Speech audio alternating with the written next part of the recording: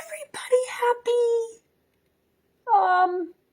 Thursday. Oh, that's a rough one, guys. I have a doozy for you. I was talking to a mom, and she told me a story, and I just have to share it with you because we're making ridiculous things that make kids look ridiculous. And I think we forget to look at, what if adults did that? That's kind of silly.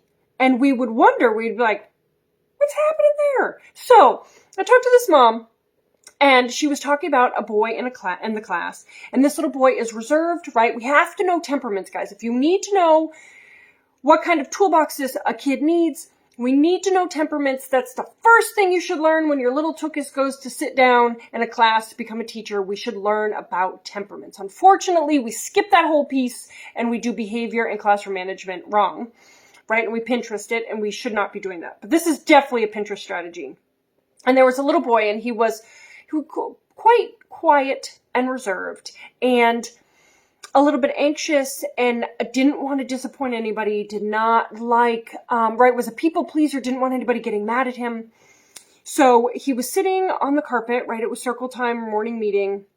And the teacher goes, everybody ready to learn position. Kind of like, right, like roll call, like military. Ready to learn position. And I was like, oh, what's that? So I know standard listening position, which that one's not better, but it's feet on the floor, knees together, back straight against your chair, hands either in your lap, folded like this, or in front of you. Well, nobody can learn like that, right? Moving and learning is connected in the brain. So the more you move, the more you learn. So the more you sit still, the more you don't learn. So this ready to learn position was a Mickey Mouse. So you had to put your fists like this on your head. I don't even know if I'll get through it without laughing.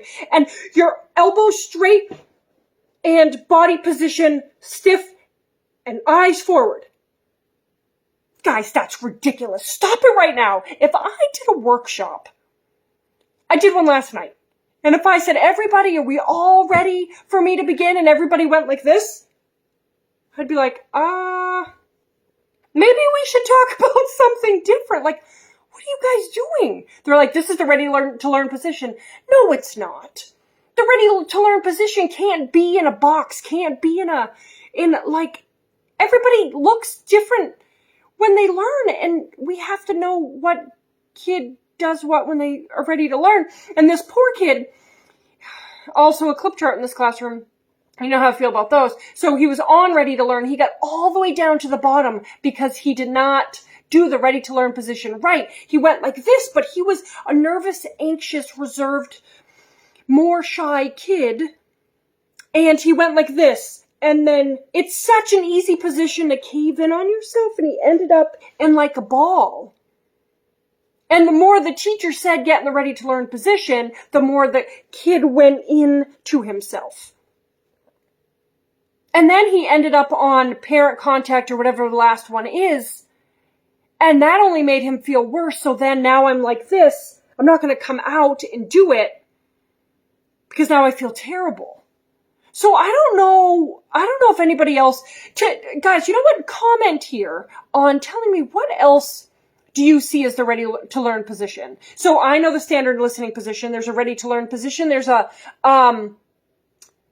one school called the Robin Hood listening look. That one is kind of silly to me, because it's listening Larry, listening Larry in the 5, show me how your eyes listen, show me how your hands listen. Well, first of all, that's not, neurodivergent appropriate, but it's also not meg appropriate. I can listen to you, and if I'm staring at you, I promise if I'm like this, looking at you, I'm not paying attention. I'm like doing my grocery list in my head. Or I'm like thinking, oh yeah, I got to do those. I got to write those reports. I also have to do that. I got to send that to my website guy. And this is what I look like. It's all going on here in my squirrels. So let's get rid of all this stuff, guys, and know that kids need fidgets. Kids need to move. Kids need variation of seating. Kids need the theater strategy. If you need that, let me know. Kids need different things. So I I think we come up with these cutesy things so we can make a poster and have like a mascot, and then we can put it on the wall. Mickey Mouse is not supposed to be in charge of listening. Mickey Mouse is in charge of Disney World. Listening Larry needs to go on a cruise to the Bahamas and stay there for a little bit until he comes back and realizes that everybody listens differently. So, I'm a little fired up about it because I just don't understand how we got to here. And it's not even like this. It has to be elbows forward so you look like Mickey Mouse. I don't look like Mickey Mouse, guys. I look a little bit like a dingbat.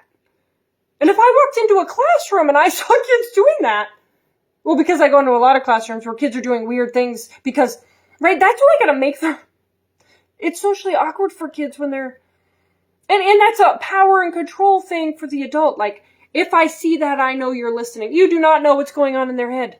I promise you half the kids are not listening. I promise the other half who are listening are wondering why I look like this. So let's trash those strategies, guys. Let's move on to getting information about how moving and learning is connected in the brain. I have it. Lots of people have it. Eric Jensen has it, right? He's also great. Alfie Kohn has it. He's great. Let's look into variation of seating. How are we going to use the 3 alerting and 3 calming movements in our heads to inform our ability to learn? We have to look at multiple intelligences and learning styles. We have to look at love languages. We have to look at the relationship in the physical environment, the programmatic environment, the interpersonal environment, and the philosophical environment. We have to look at all those things instead of just, let's make a cutesy strategy we found on Pinterest and let's put it, and let's give it to kids and make a poster or a song. Sometimes there's a song or a rhyme, right? Like crisscross applesauce. People say that because it rhymes. That's not a thing. We don't sit crisscross applesauce. If you, Greg Santucci, he's an OT. He has wonderful things on crisscross applesauce, and that needs to be trashed. So let's move beyond that. Let's find new information on how kids actually learn, right? Neurodivergent or neurotypical kids learn. And let's put those into place instead. I love you guys so much, and I will see you tomorrow.